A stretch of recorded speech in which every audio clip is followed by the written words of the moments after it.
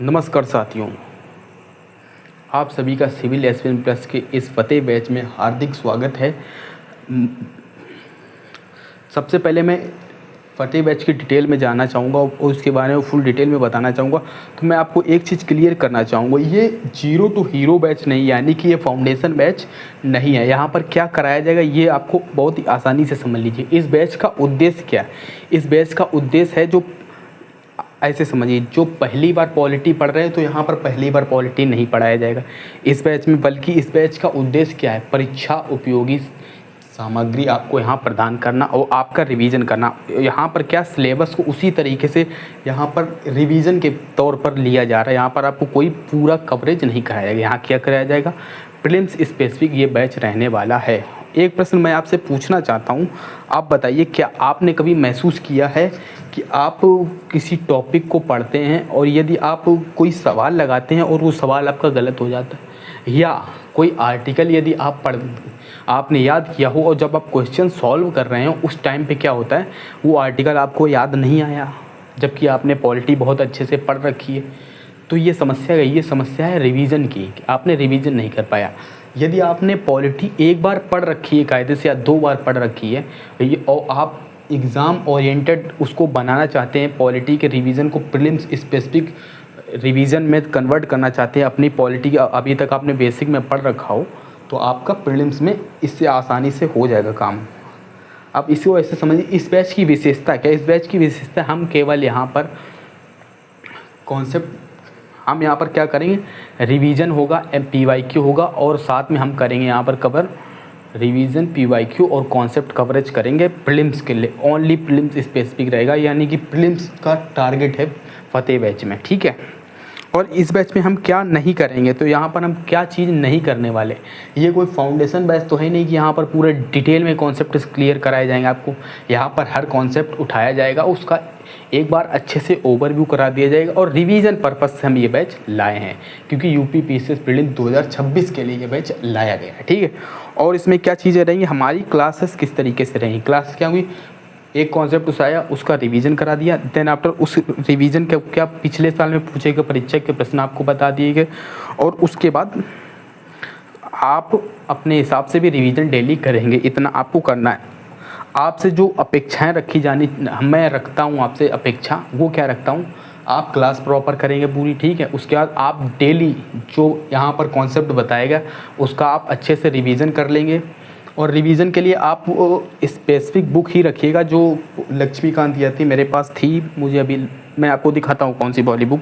लक्ष्मीकांत की बुक वैसे आपके पास होगी, यदि आप प्रिपरेशन कर रहे हैं इतने सालों से, तो लक्ष्मीकांत की बुक तो होनी ही चाहिए।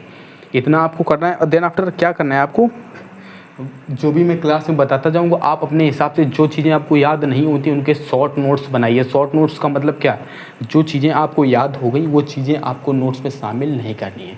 नोट्स शॉर्ट कब बनेंगे, जो चीज़ें आपको नहीं याद है, जो कॉन्सेप्ट आपको नहीं बनना, वो कॉन्सेप्ट सिर्फ नोट्स में शामिल करना है, ठीक है। ये शॉर्ट नोट्स का कॉन्सेप्ट है। तो शॉर्ट नोट्स आपको बनाने हैं क्लासेस के साथ में, डे बाय डे जब होगा हमारा सब्जेक्ट जब तक कवर में हो। पॉलिटी के लिए कि हमने 15 दिन रखे हैं, 15 दिन में हम पॉलिटी का पूरा रिवीजन आपको करा देंगे। वैसे यदि आप लक्ष्मीकांत की बुक पढ़ते तो 30 से 40 दिन लगभग आपको कवर करने में लग जाते हैं। अब आप सोचिए यहाँ पर 15 दिन में कैसे कंप्लीट होगा, यानी कि आपने पॉलिटी पहले पढ़ रखी हो तभी आपका यहाँ पर रिवीजन हो पाएगा। ये फ्रेशनर के लिए बिल्कुल नहीं है, ये आपको मैं वार्निंग दे रहा हूँ पहले से ही। अब आप ऐसे समझिए कि याद रखिए क्या चीज़ें, तो सिलेक्शन के लिए क्या इंपॉर्टेंट है। सिलेक्शन के लिए बुक पढ़ना इंपॉर्टेंट नहीं है, बल्कि एग्ज़ाम ओरिएंटेड कंटेंट लेना, एग्ज़ाम ओरिएंटेड अपने सब्जेक्ट को बनाना, वो इम्पॉर्टेंट है। वो कैसे होगा, तो उसके लिए हम इसी कंटेंट को एग्ज़ाम, आपने मान लीजिए बुक पढ़ रखी बेसिक से, उसको एग्ज़ाम में किस तरीके से पूछा जाता है हम कॉन्सेप्ट के साथ आपको समझाने का प्रयास करेंगे, ठीक है। ये करने वाला हूँ मैं। और मैं आपको अंतिम संदेश जो देना चाहूँगा वो मैं ये देना चाहूँगा कि आप अपनी तरफ से पूरी मेहनत कीजिए। इस बार का प्रीलिम्स जो 6 दिसंबर को होने वाला है, उसके लिए आप अपनी तरफ से कोई मेहनत में कमी मत रखिएगा। आपको वो कंटेंट प्रोवाइड कराया जाएगा जिससे आपका प्रीलिम्स में आपको सहायता मिलेगी। हम क्या करेंगे, यहाँ पर पूरे सब्जेक्ट का रिवीजन करा देंगे, जितने सब्जेक्ट आते हैं, प्लस क्या करा देंगे आपको, सब्जेक्ट के साथ में हम करा देंगे करंट अफेयर आपका पूरा कंप्लीट, ठीक है। इस बैच में क्या क्या चीज़ें शामिल हैं, तो इस बैच में शामिल है जीएस का पूरा सिलेबस कंप्लीट कराना आपको एक बार अच्छे से रिवीजन के पर्पज़ से। दूसरी चीज़, आपको करंट अफेयर भी पूरे साल का जितना है उतना करा देना। तो आज हम पॉलिटी की शुरुआत करने जा रहे हैं और इस बैच का नाम फतेह बैच क्यों पड़ा, ये भी बहुत ही अच्छी कहानी। मैं आपको एक कोट्स करना चाहूँगा इसके लिए। इसके लिए क्या है, फतेह केवल दूसरों पर नहीं बल्कि स्वयं पर, स्वयं की कमियों पर भी फतेह होनी चाहिए। परीक्षा पर ही फतेह नहीं, फतेह केवल किसी दूसरों पर नहीं, फतेह अपनी कमियों पर यानी कि स्वयं पर फतेह होनी चाहिए। टाल मटोल और डर एग्ज़ाम का ये आपके मन में कतई नहीं आना चाहिए। जब आप इन चीज़ों को अपने आप से दूर कर लेंगे, इन चीज़ पर आप फतेह हासिल कर लेंगे, तो परीक्षा भी आपको लिए आगे आ जाएगी और आप उसमें भी अच्छे से सफल हो सकते हैं। तो फतेह ऐसे समझिए, आने वाले दिनों में हम क्या पढ़ेंगे, कैसे पढ़ेंगे, ये सब आपको क्लासे में धीरे धीरे समझ में आ जाएगा। और मैं आपको रेफरेंस बुक भी दिखा देता हूँ, एक मिनट मुझे दीजिए।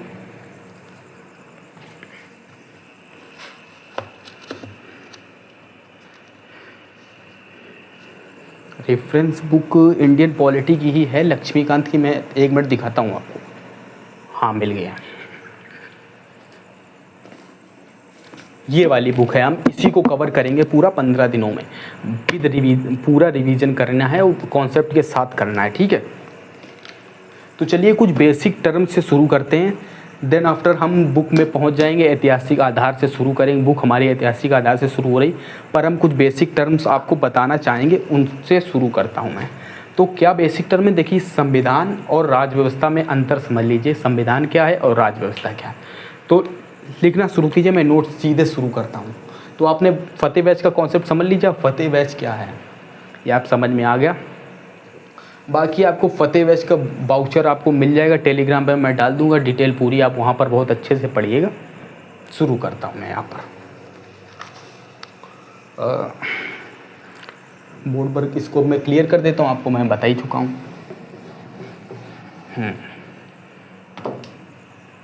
शुरू करते हैं। भारतीय संविधान एवं राज व्यवस्था। भारतीय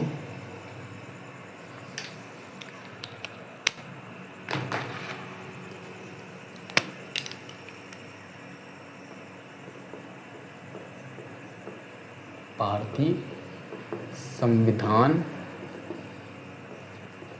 एवं राज व्यवस्था। भारतीय संविधान एवं राज व्यवस्था। तो संविधान और राज व्यवस्था दोनों के मध्य अंतर क्या है, ये क्या है, दोनों का कॉन्सेप्ट समझ लेते हैं। तो लिखिए हेड यहाँ पर, एक टैली करके इनको समझ लेते हैं, दोनों को कंपेयर कर लेते हैं, संविधान और इधर समझ लेते हैं राज व्यवस्था। संविधान और राज व्यवस्था। तो संविधान क्या है, संविधान लिखित कानून यानी रूल बुक है। तो संविधान इसलिए देश का सर्वोच्च विधिक दस्तावेज। जो संविधान है वो क्या है, देश का सर्वोच्च विधिक दस्तावेज है। देश का सर्वोच्च विधिक दस्तावेज है संविधान। वही राज व्यवस्था क्या है, राज व्यवस्था शासन की संपूर्ण प्रणाली है। क्या है, शासन की संपूर्ण प्रणाली है। ये क्या है, देश का विधिक दस्तावेज और ये शासन की संपूर्ण प्रणाली है। वहीं पर इसको समझिए, इसमें क्या होता है, इसमें राज्य की संरचना के बारे में बताया जाता है पूरा। जैसे कि क्या, राज्य की संरचना। इसमें राज्य के बारे में क्या बताया गया, राज्य की संरचना।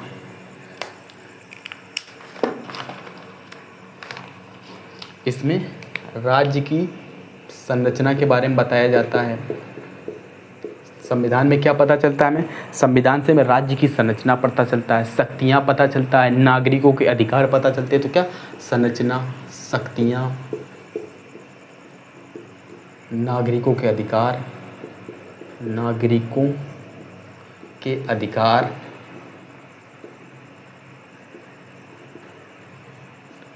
कर्तव्य, नागरिकों के अधिकार, कर्तव्य, और क्या पता चलता है इससे हमें, मूल सिद्धांत पता चलता है, मूल सिद्धांत। ये सब चीज़ें हमें संविधान से पता चलती हैं।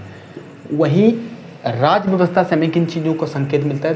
तो हमें राज्य व्यवस्था से क्या मिलता है? इसमें संविधान के साथ साथ राज्य व्यवस्था में क्या, इसमें संविधान के साथ साथ इसमें संविधान के साथ साथ संसद कार्यपालिका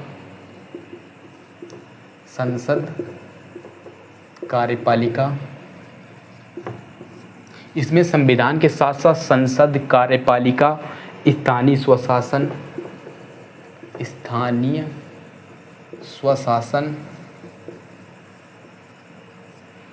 इसमें क्या, संविधान के साथ साथ संसद, कार्यपालिका, स्थानीय स्वशासन, संवैधानिक एवं गैर संवैधानिक, संवैधानिक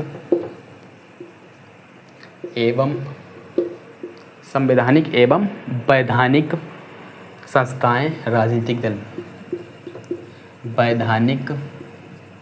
वैधानिक संस्थाएं एवं राजनीतिक दल।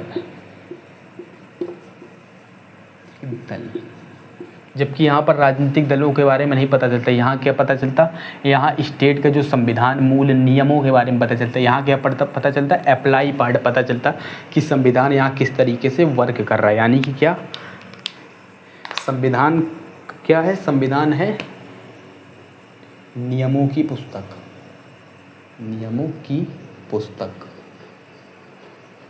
ठीक, संविधान नियमों की पुस्तक है, ये हमने जान लिया। यहाँ से देख ली विधिक दस्तावेज पुस्तक। और ऐसे समझिए, संविधान एक स्थिर एवं मूलभूत है। संविधान क्या है? ये स्थिर और मूलभूत है।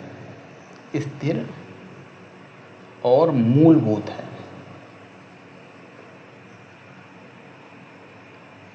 स्थिर और मूलभूत। वहीं पर राज्य व्यवस्था क्या है? राज्य व्यवस्था गतिशील और एवं व्यावहारिक है। राज्य व्यवस्था गतिशील एवं व्यावहारिक है। अब समझे, संविधान में क्या कोई चीज़ लिखी है, यहाँ क्या राज्य व्यवस्था में क्या कोई चीज़ अप्लाई है। यानी कि संविधान में क्या लिखा है, लिखा होना अलग बात है और लागू होना अलग बात है। यानी कि संविधान लिखित चीज़ है और राज्य व्यवस्था क्या है? लागू चीज़ है। क्या चीज़ है? एक्चुअल में लागू है। तो संविधान और राज्य व्यवस्था के मध्य अंतर यही है। ठीक है, यहाँ पर क्या बताएगा? संसद, कार्यपालिका, स्थानीय स्वशासन, संवैधानिक एवं वैधानिक संस्थाएं, राजनीतिक दल।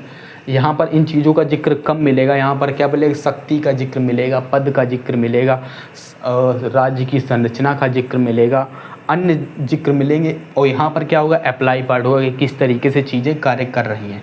तो संविधान और राज्य व्यवस्था के मध्य हमने अंतर जान लिया। अब एक अंतर हमें और जानना है, संविधान और संविधानवाद में क्या अंतर है। दो कॉन्सेप्ट जो एक कॉन्सेप्ट और है, संविधान और संविधानवाद में क्या अंतर है।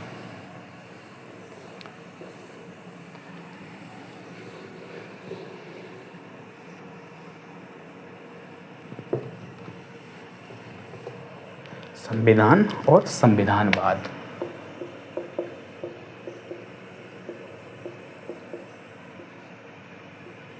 ये सब चीज़ें आपने पहले ही पढ़ रखी होंगी, यहाँ केवल आपका रिवीजन हो रहा है।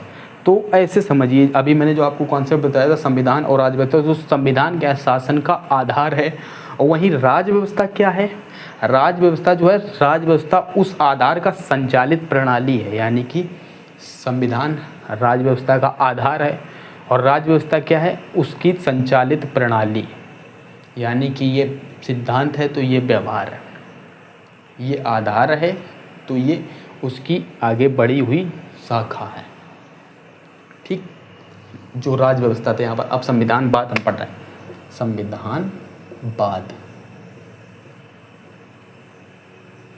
संविधानवाद। तो संविधानवाद क्या है?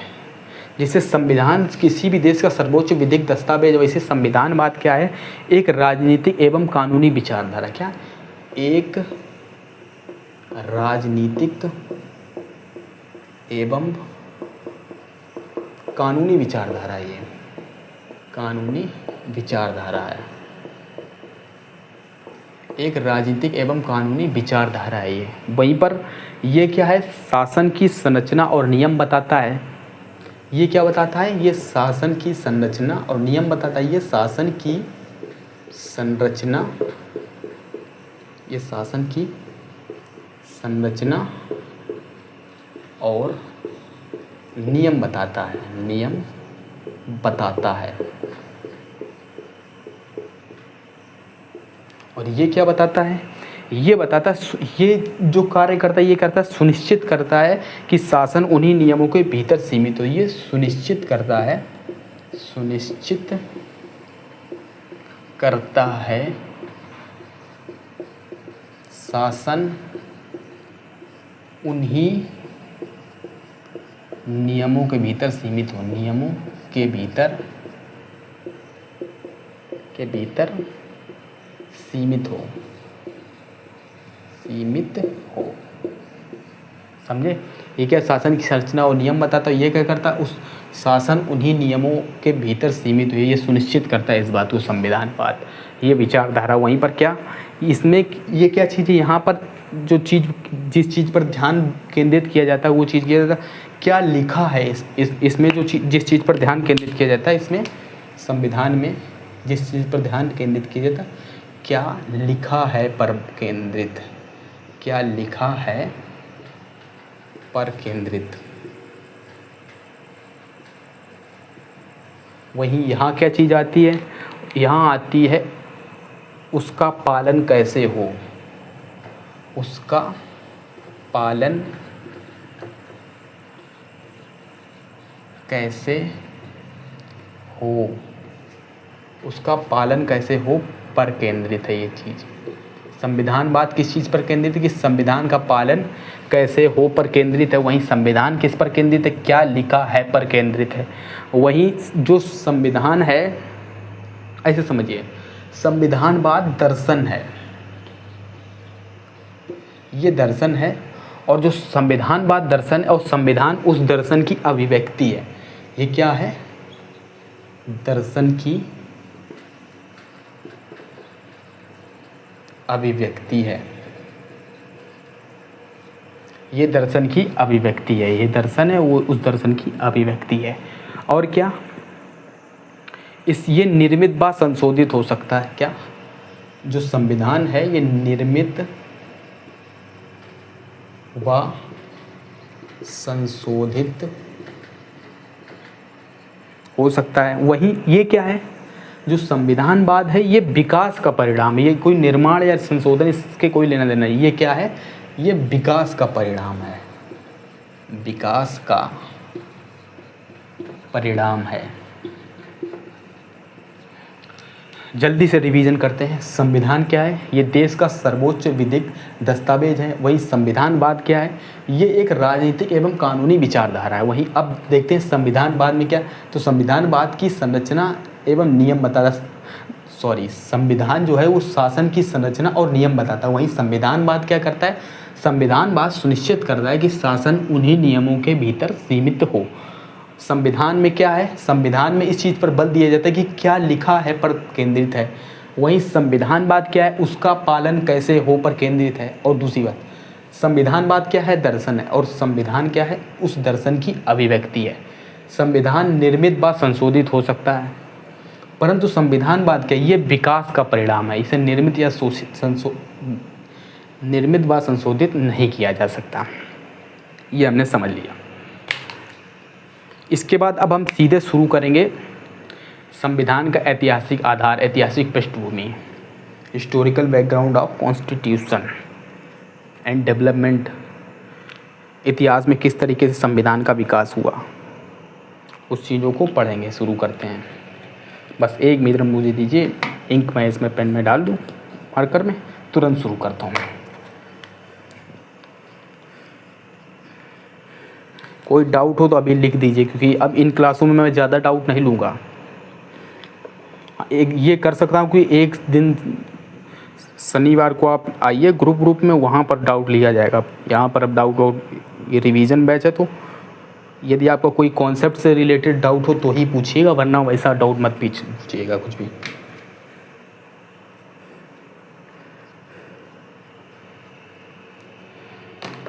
हटाता हूँ इसको।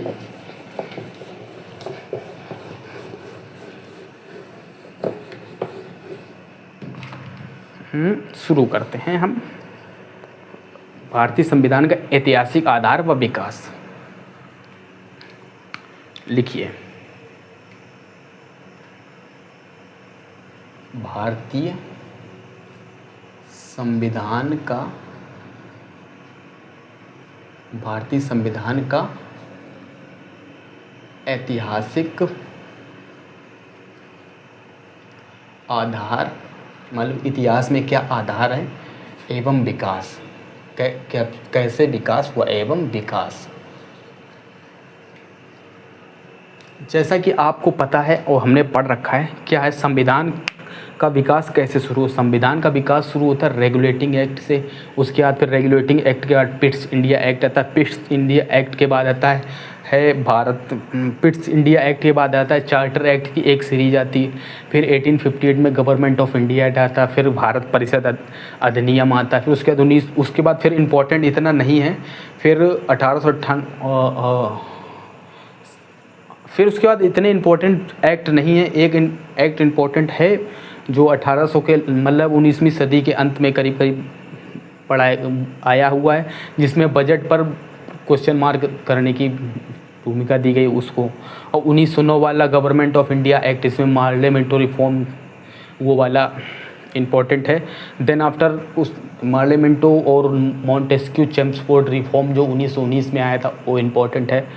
और 1935 का गवर्नमेंट इंडिया एक्ट, भारत शासन अधिनियम, वो महत्वपूर्ण, ये कुछ महत्वपूर्ण सीरीज हैं जो आप हमको बिल्कुल देखना है, ये बहुत महत्वपूर्ण है और ये इतिहास में भी हमको पढ़ते ही हैं। तो चलिए शुरू करते हैं। तो इसमें क्या क्या चीज़ें, इनमें जो चीज़ें, एक तो हम देखेंगे चार्टर एक्ट।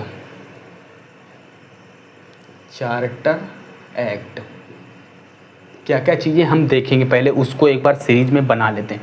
चार्टर एक्ट किसके अंडर आए, ये ईस्ट इंडिया कंपनी को चार्टर मिलते रहे, ईस्ट इंडिया कंपनी।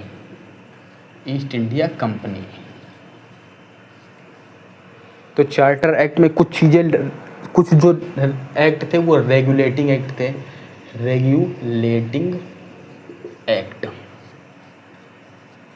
ये रेगुलेटिंग एक्ट क्यों लाए गए थे, इनके पीछे का पर्पज आपको समझना होगा। तो पर्पज ये था कि ब्रिटिश संसद कंपनी पर नियमन द्वारा, रेगुलेटिंग के द्वारा नियंत्रण करना चाहती थी और ब्रिटिश संसद ने कंपनी पर लगभग नियंत्रण रखा। इसीलिए देखिए ब्रिटिश ईस्ट इंडिया कंपनी के जितने गवर्नर जनरल या बड़े बड़े अधिकारी आते थे वो ब्रिटिश वहाँ से परमिशन लेकर के आते थे, गवर्नमेंट ऑफ ब्रिटेन से जो परमिशन लिया करते थे। संसद ने इस पर बहुत नियंत्रण किया, इसी का परिणाम है ये रेगुलेटिंग एक्ट। तो ये किस लिए बनाए गए थे, ये नियमन कानून थे। रेगुलेटिंग को नियमन ही कहते हैं, नियमन कानून, दोनों एक ही चीज़ लिखी है ऊपर, रेगुलेटिंग एक्ट या नियमन कानून एक चीज़, ठीक। एक तो ये हमें पूरी सीरीज़ देखनी, जिसमें क्या है, ये जो प्रशासन है ये कंपनी के अधीन प्रशासन है। उसके बाद जो क्राउन के अधीन प्रशासन आता है उसमें आता भारत परिषद अधिनियम से शुरुआत होती। तो इसके बाद जो सबसे बड़ा लैंडमार्क, यदि हमें कोई चीज़ देखनी है तो वो देखनी भारत परिषद अधिनियम,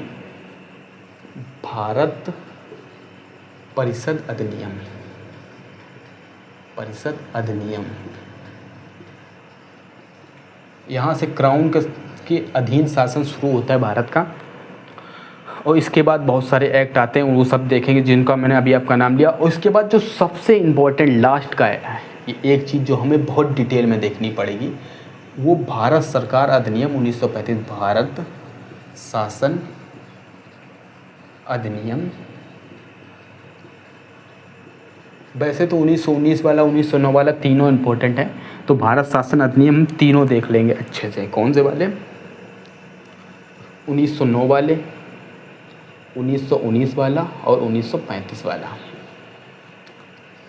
तीनों से कुछ ना कुछ हमारे संविधान में मिलता है। 1935 वाला तो कहा जाता है कि पूरा का पूरा हमारे संविधान से कॉपी है, इस तरीके से समझिए।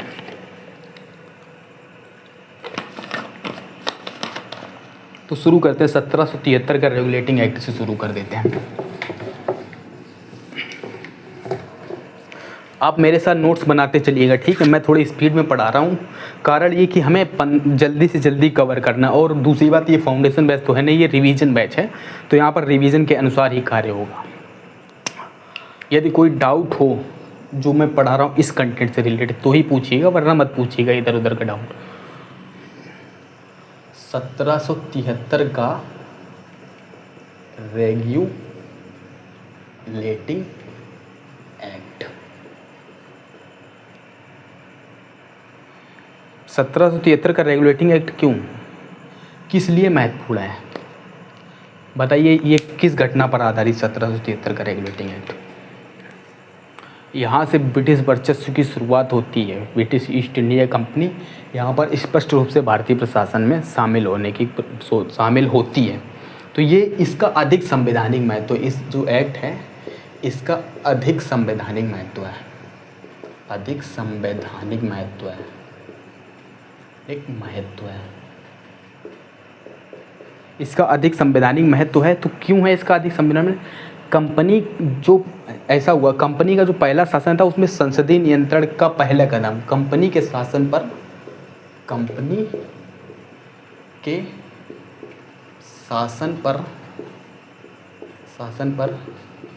संसदीय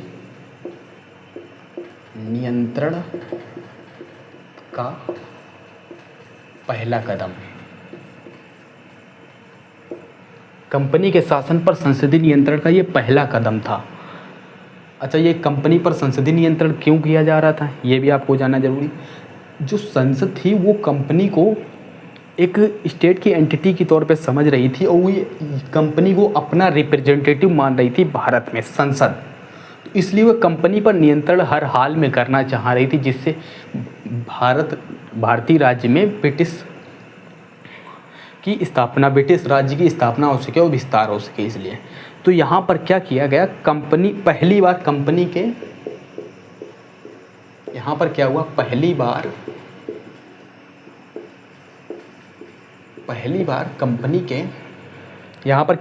बार कंपनी के प्रशासनिक और राजनीतिक कार्यों को मान्यता मिली। पहली बार कंपनी के प्रशासनिक और राजनीतिक कार्यों को मान्यता मिली। ये कार्य हुआ, पहली बार प्रशासनिक कार्यों को मान्यता मिली। वहीं क्या, केंद्रीय प्रशासन की भी यहाँ से शुरुआत होती। क्या होती है? केंद्रीय प्रशासन की शुरुआत। केंद्रीय प्रशासन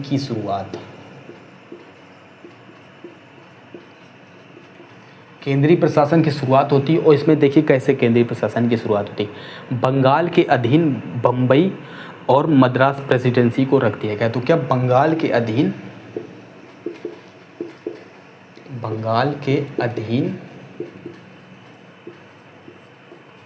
मद्रास प्लस बम्बई को इनके अधीन ला दिया गया। और क्या किया गया, बंगाल के गवर्नर जनरल को बंगाल का जो गवर्नर था उसको बंगाल का गवर्नर जनरल नए पद नाम दिया था। तो इनका क्या किया गया, जो बंगाल का गवर्नर था ना,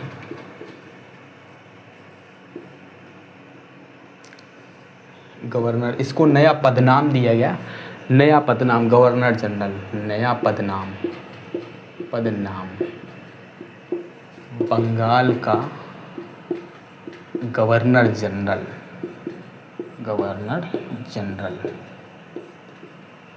ठीक है, ये एक चेंजेस है। और क्या आया, जो गवर्नर जनरल है, गवर्नर जनरल प्लस उसकी परिषद में 4 सदस्य शामिल किए गए। क्या, गवर्नर जनरल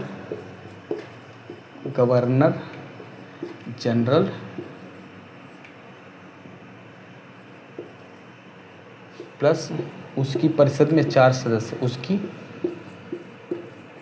परिषद में 4 सदस्य शामिल किए गए।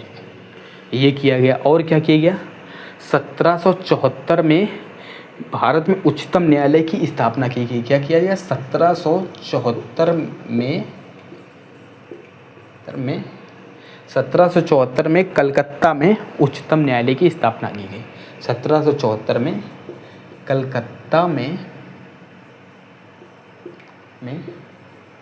उच्चतम न्यायालय की स्थापना की गई। तो क्या किया, उच्चतम न्यायालय की स्थापना की गई। इसमें मुख्य न्यायाधीश के रूप में नियुक्त किया गया एलिजा एम्पे को। तो मुख्य न्यायाधीश कौन थे? मुख्य न्यायाधीश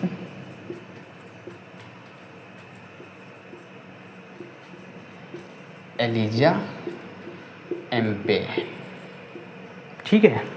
और इनके साथ 3 अन्य न्यायाधीश भी आए। तो 3 अन्य न्यायाधीश इधर लिख लीजिएगा, 3 अन्य न्यायाधीश। पेन अलग पेन से लिख देता हूँ, नहीं तो आपको कन्फ्यूजन होगा। 3 अन्य न्यायाधीश, इनके साथ 3 अन्य न्यायाधीश की नियुक्ति, जिसमें एक का नाम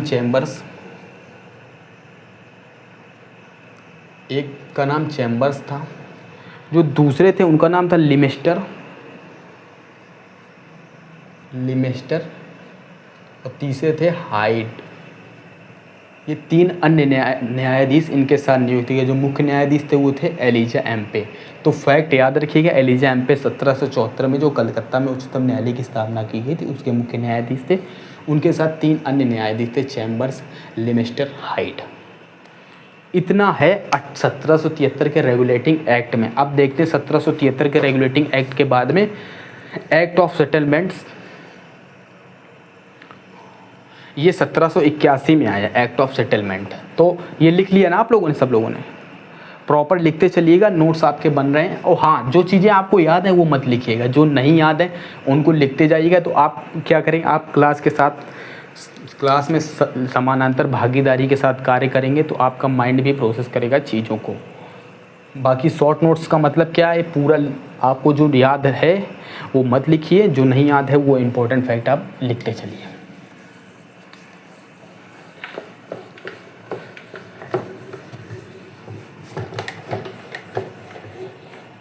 तो अब क्या करते हैं, act of settlement 1781। Act of settlement 1781 में ये आया। तो इसमें क्या, रेगुलेटिंग एक्ट में सुधार के लिए लाया गया। क्या रेगुलेटिंग एक्ट में सुधार के लिए ये क्यों लाया गया? रेगुलेटिंग एक्ट में ये सुधार के लिए लाया गया,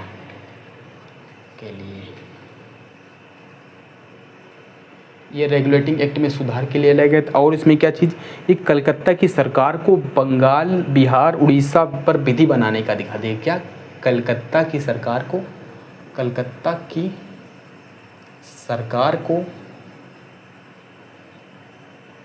बंगाल, बिहार, उड़ीसा पर विधि बनाने का अधिकार दिया गया। विधि बनाने का अधिकार दिया गया।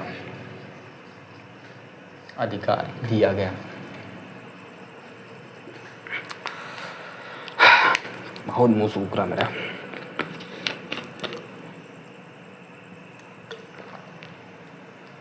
एक्ट ऑफ सेटलमेंट में यही 2 घटनाक्रम है, बाकी और इसमें कुछ इम्पोर्टेंट नहीं है। 1784 का पिट्स इंडिया एक्ट देखते हैं।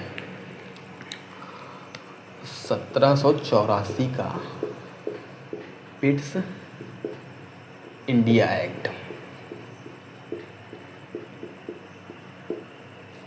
1784 का पिट्स इंडिया एक्ट, इसमें क्या खासियत रही है देखिए।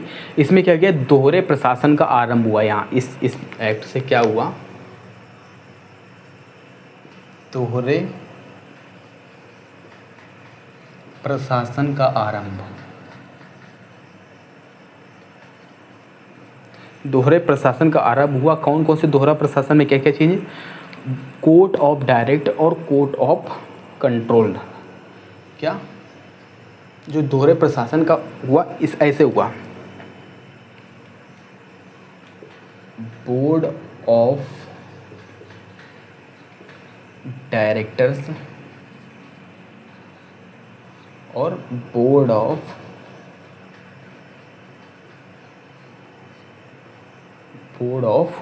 कंट्रोलर, बोर्ड ऑफ डायरेक्टर और बोर्ड ऑफ कंट्रोलर।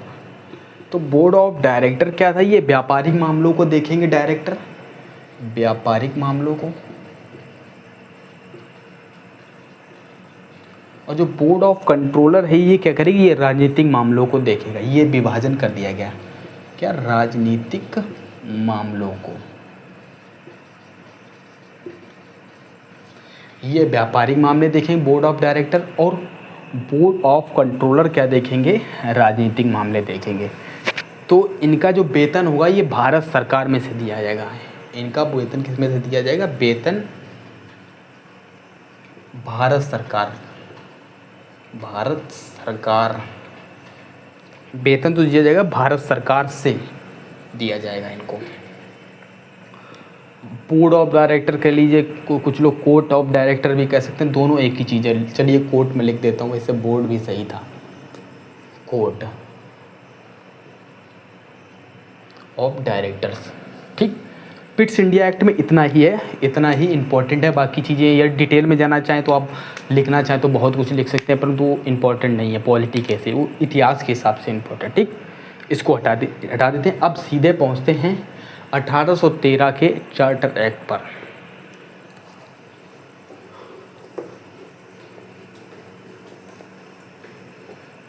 तो 1813 का चार्टर अधिनियम,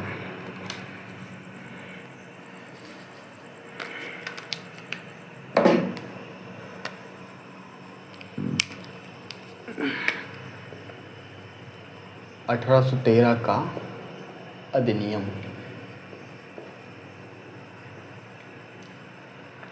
का अधिनियम, इसमें क्या विशेषता है, इसमें क्या किया, कंपनी के व्यापारिक मामलों को एकाधिकार पूरा समाप्त कर दिया। क्या किया गया, कंपनी के व्यापारिक मामलों का एकाधिकार समाप्त कर दिया है।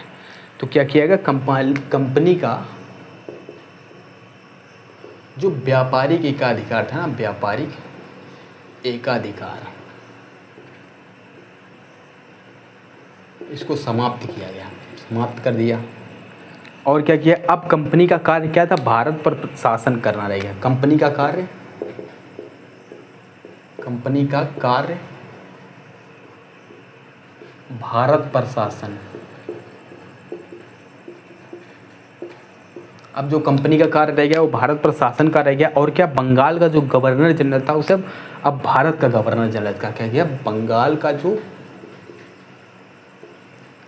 गवर्नर जनरल था, इसका पदनाम बदल के क्या कर दिया गया, भारत का गवर्नर जनरल, भारत का गवर्नर जनरल। ये चेंजेस हुए यहाँ पर। और क्या हुआ, दास प्रथा पर प्रतिबंध लगा दिया गया, दास प्रथा पर प्रतिबंध, दास प्रथा पर प्रतिबंध।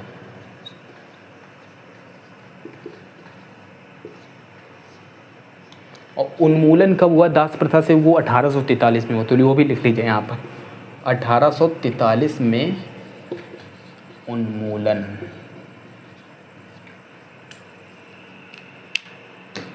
गवर्नर जनरल को क्या किया गया, संपूर्ण देश के लिए बजट तैयार करने का अधिकार मिला। क्या, गवर्नर जनरल को, गवर्नर जनरल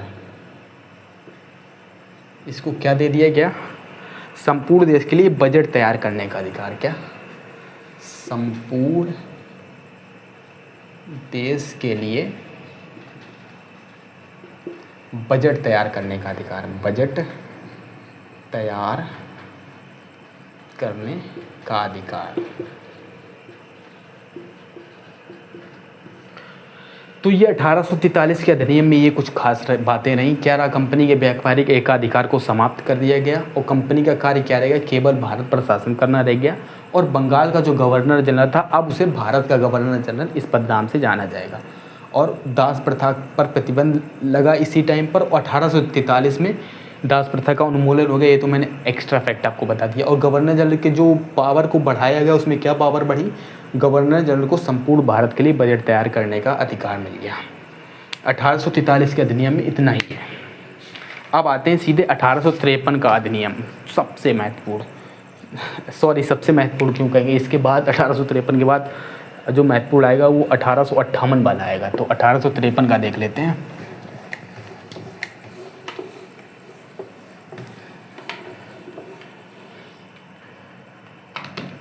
अठारह सौ तिरपन का अधिनियम।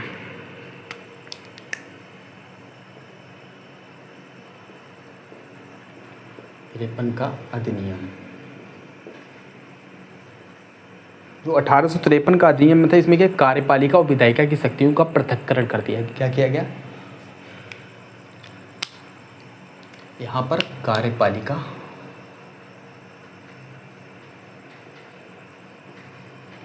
और विधायिका, इन दोनों की जो शक्तियां थी ना, शक्तियों का पृथक्करण, शक्तियों का पृथक्करण, कार्यपालिका और विधायिका की शक्तियों का पृथक्करण कर दिया गया। और क्या किया गया, सिविल सर्विसेज की शुरुआत की गई। सिविल सर्विसेज की शुरुआत की गई। सिविल सर्विसेज, सिविल सर्विसेज की शुरुआत, यहाँ से सिविल सर्विसेज की शुरुआत होती है। और क्या चीज़ें की गई, विधान परिषद में 12 सदस्य, विधान परिषद में 12 सदस्य शामिल किए गए, जिनमें विधान परिषद में 12 सदस्य शामिल किए। मुख्य कार्य क्या है, विधान परिषद का मुख्य कार्य क्या था, विधि निर्माण। मुख्य कार्य विधान परिषद का था विधि निर्माण, विधि निर्माण। विधान परिषद का मुख्य कार्य क्या था, विधि निर्माण। और इसमें क्या किया, संपूर्ण देश के लिए विधानमंडल की स्थापना, संपूर्ण देश के लिए, संपूर्ण देश के लिए विधानमंडल, संपूर्ण देश के लिए विधानमंडल की स्थापना, ये कार्य हुआ इसमें। संपूर्ण देश के लिए विधानमंडल की स्थापना की। और क्या किया गया, कंपनी के जो डायरेक्टरों की संख्या थी, कंपनी के डायरेक्टरों की संख्या 24 से घटाकर 12 कर दी गई। क्या किया गया, 18 कर दी गई, सॉरी। जो कंपनी के डायरेक्टरों की संख्या, डायरेक्टरों की संख्या 24 से घटाकर 18 कर दी गई, 18 कर दी गई। और क्या किया गया, उच्च पदों में प्रतियोगी परीक्षाओं के लिए जाति पंथ, क्या किया गया, उच्च पदों में प्रतियोगी, उच्च पदों में प्रतियोगी परीक्षाओं के लिए, उच्च पदों में प्रतियोगी परीक्षाओं के लिए जाति पंथ धर्म भेदभाव नहीं। क्या, परीक्षाओं के लिए जाति, परीक्षाओं में जाति पंथ धर्म, जाति पंथ धर्म पर भेदभाव नहीं, पर भेदभाव नहीं। ये हो गया 1853 का अधिनियम। इसकी कुछ खास विशेषताएं थी जो ये थी। अब कंपनी के अधीन शासन हमने देख लिया, अब हम क्राउन के अधीन जो शासन रहा उसको देखते हैं। तो यदि किसी का कोई डाउट हो इस बीच में तो वो बता दे, नहीं तो बस पढ़ते हैं। अब क्राउन के अधीन शासन यानी कि 1857 की क्रांति के बाद से शुरू होता है।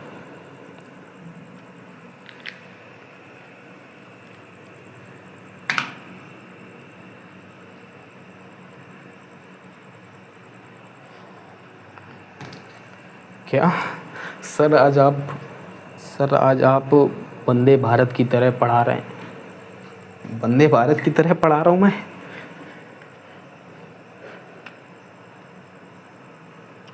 मैंने आपसे डाउट के लिए टाइम तो ले रहा हूँ ना, ऐसा तो नहीं कर रहा हूँ। किसी को की क्लास तेज लग गई क्या?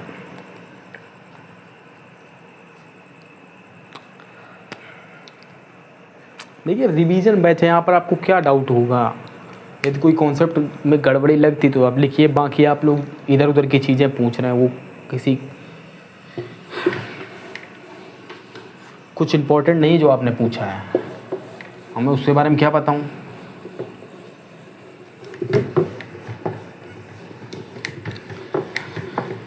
यहाँ डलहौजी वो सब चीज़ें नहीं पूछी जाएंगी, वो इतिहास में पूछा जाएगा। इसलिए यहाँ पर हम क्या देख रहे हैं, यहाँ पर संवैधानिक विकास देख रहे हैं, न कि इतिहास को पढ़ रहे हैं।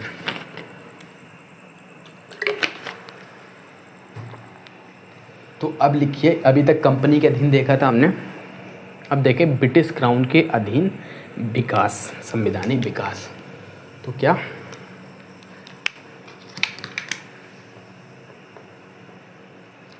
ब्रिटिश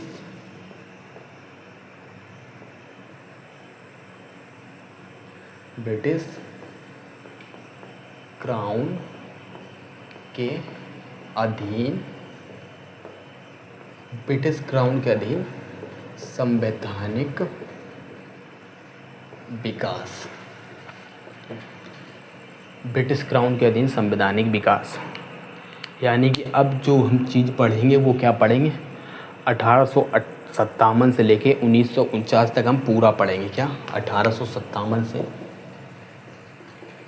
1949 तक, 1857 से 1949 तक हमें पढ़ना है। तो 1858 का भारत शासन अधिनियम शुरू करते हैं इससे। 1857 का भारत शासन अधिनियम,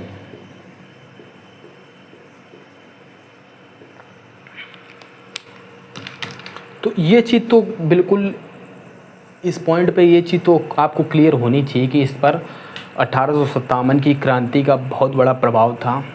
तो वो चीज़ मैं यहाँ पर नहीं लिख पाऊँगा। दूसरी चीज़, ईस्ट इंडिया कंपनी को भारत छोड़ के जाना पड़ा, यानी कि ईस्ट इंडिया कंपनी को समाप्त कर दिए गए यहीं से, ठीक है।